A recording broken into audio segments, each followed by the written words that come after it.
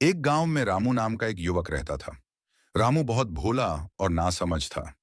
उसे सही गलत की समझ कम थी। उसकी माँ उसे हमेशा समझाती रहती थी और उसकी मूर्खताओं पर डांटती भी थी।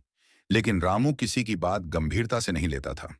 एक रात करीब 2 बजे रामू ने बाहर कुछ लोगों की धीमी धीमी बातें सुनी। वह बिस्तर से उठकर बाहर आया। उसने देखा कि दो आदमी चुपचाप रास्ते से जा रहे हैं। रामू को जिज्ञासा हुई और वह उनके पीछे पीछे चलने लगा। थोड़ी दूर जाकर उसने एक आदमी का हाथ पकड़ लिया और पूछा, इतनी रात को कहाँ जा रहे हो? डर के मारे उस आदमी ने कह दिया, हम चोरी करने जा रहे हैं। अगर तुम भी चलो तो जो मिलेगा आपस में बांट लेंगे। रामू को चोरी का मतलब ठीक से पता नहीं था। फिर भी उसने सोचा कि अगर कुछ मिल गया तो वह अपनी माँ को दे देगा और माँ खुश हो जाएंगी। ये सोचकर वह उनके साथ चल पड़ा। कुछ दूर जाने के बाद उन्हें एक बड़ा और अमीर आदमी का घर दिखा। तीनों ने घर की पिछली दीवार तोड़ी और अंदर घुस गए। दोनों चोर इधर उधर कीमती सामान ढूंढने लगे। रामू रसोई में गया। उसे वहां पीतल के बर्तन दिखाई दिए। उसने सोचा कि उसकी मां को ऐसे बर्तन बहुत पसंद आएंगे। खुशी में रामू बर्तनों को उठाकर आपस में टकराने लगा। बर्तनों की आवाज से पूरा घर गूंज उठा। घर के लोग जाग गए। दोनों चोर तुरंत भाग गए, लेकिन रामू पकड़ा गया। घर वालों और पड़ोसियों ने उसे पकड़कर खूब डांटा और पीटा। मार खाने के बाद रामू कई दिनों तक बिस्तर पर पड़ा रहा।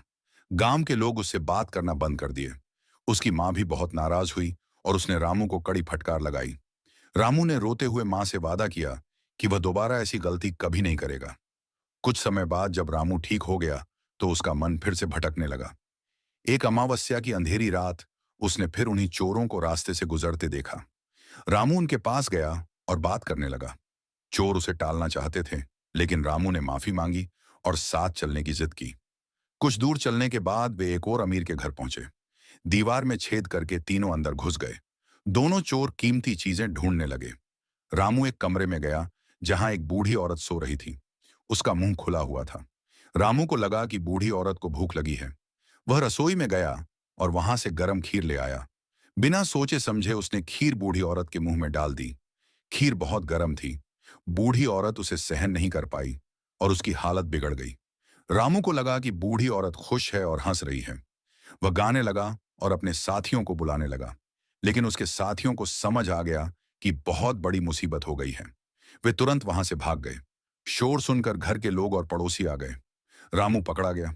पहले उसे खूब डांटा और मारा गया। फिर गांव की पंचायत बैठी। पंचायत ने उसके काम को बड़ा अपराध माना और उसे उम्र भर की सजा सुना दी।